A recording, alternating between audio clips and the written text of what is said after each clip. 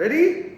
Yes. Okay दोस्तों, सो मिर्पुरखास खे अंबनि जो शहर चयो थो वञे ऐं हिन साल 2023 में अंबनि जी शुरूआत थी चुकी आहे। हिन वक़्तु मुंहिंजे साम्हूं ॿ वैराइटीज़ आहिनि जेके मिर्पुरखास में अची चुकियूं आहिनि। हिनखे चऊं था ज़ाफ़रान ऐं हिनखे चऊं था सिरोली। सिंधड़ी बि आयो आहे पर हुन ते अॻे ई हमलो थी वियो, हुनजो असां वीडियो नथा ठाहे सघूं।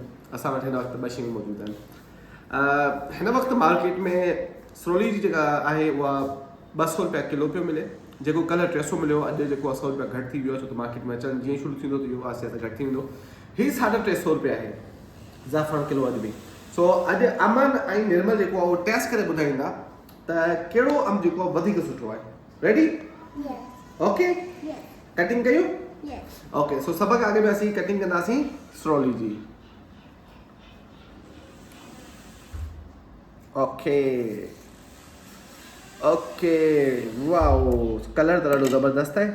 ठीकु आहे, this is for Aman and this is for Nirmal. Nirmal is big.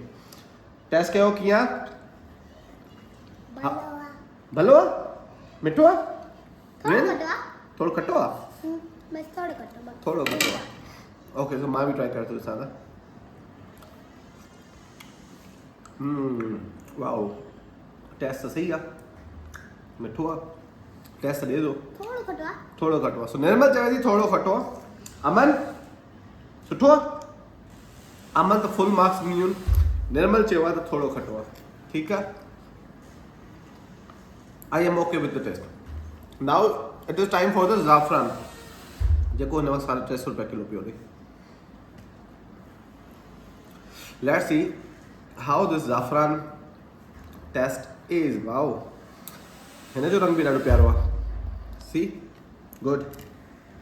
This is for Aman and this is for Nirmal. Now you have to compare the taste. Good? Yes.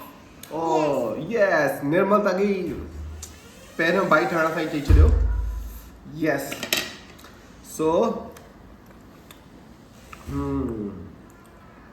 सो निर्मल कहिड़ो mango, this is more sweet or this is more sweet? This one. Nirmal Zafran खे ॾेई छॾियो आहे पंहिंजो vote. अमन तव्हांखे कहिड़ो भलो लॻो? ही भलो लॻो? ही अमन जो बि वोट जेको ज़ाफ़रान खे आहे ऐं मुंहिंजो वोट अॻे ई आहे छो त अदा 350 रुपया किलो आहे त लाज़मी आहे। कुझु बहितर हूंदो तॾहिं एतिरो महांगो आहे। बहरहाल मिर्पुरखास में ही 2 वैराइटीज़ अची चुकियूं आहिनि। सिंधड़ी जे लाइ न तव्हांखे 15 ॾींहं इंतज़ारु करिणो पवंदो। सो असांजो जेको अॼु जो मुक़ाबिलो आहे उहो कहिड़ो मैंगो खटे वियो? This one. Name, what is the name of this mango? Zafran. What? Zafran. Zafran. ऐं तूं लॻो पियो तो कंहिंजो खाइण दिलि आहे? Okay, so see you in the next video.